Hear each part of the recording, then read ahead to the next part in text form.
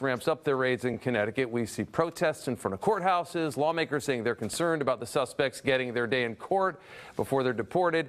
The pressure, though, is also mounting on local police departments to cooperate with the feds. So how does that impact our local officers? Representative Greg Howard joins me now. The Republican from Stonington is the lead on the House Party of Public Safety and Security Committee, also a full-time officer as well, currently a detective with Stonington Police Department. Good to have you back. Thanks for coming. Thanks, Mike. So can you give us, we've seen all the anxiety in the streets, and when these officers come up and they try to take undocumented workers off the streets, we've seen that side of the story.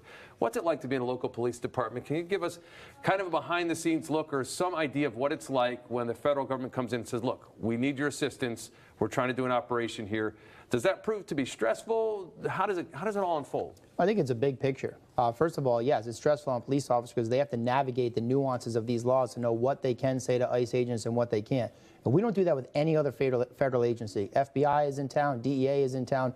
Our local police officers work together. And law enforcement around the country works like that, state to state. Where I live and where I work is on a bordering to Rhode Island. We work with Rhode Island police departments every single day. It's not uncommon. That's the first thing. I think the bigger picture, and I think that folks need to understand this, is ICE agents would prefer to take the individuals into custody in a controlled environment, like a police department, like a correction facility, like a courthouse.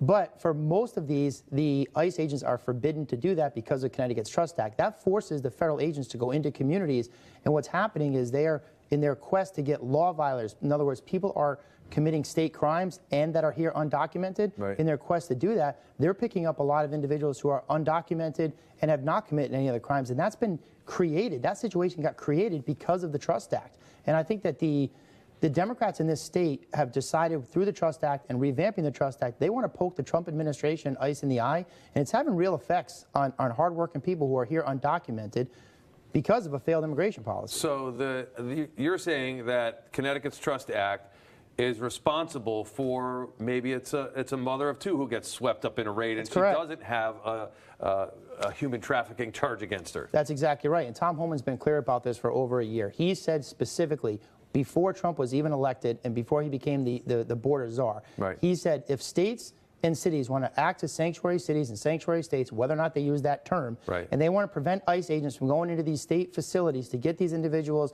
that are the worst of the worst under a controlled environment, then the ICE agents will be forced to do that in the community. And when ICE agents are in the community and they find individuals who are undocumented, they're going to take them into custody too because they're in violation of federal law.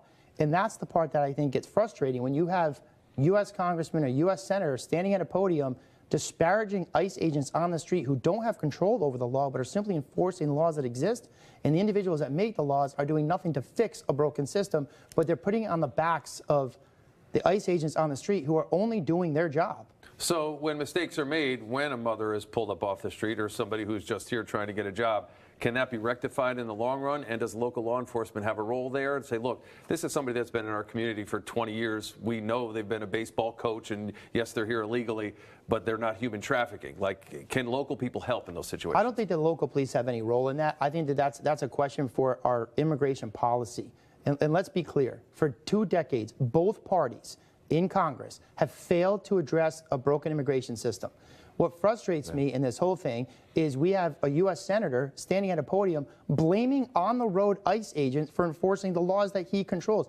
ICE agents don't have the authority to decide who they're going to enforce immigration law on and who they are not. Right. And if that discretion exists, it exists well above their heads. And for a 14-year U.S. senator to go out there and disparage those agents like that really puts their lives at risk, because just like we have far-right crazy criminals that threaten Representative Paris or damaged the Capitol and hurt people on January 6th, the left have their own far-left dangerous people that would take that rhetoric and use it to assault ICE agents doing their job. He's really putting their lives in danger.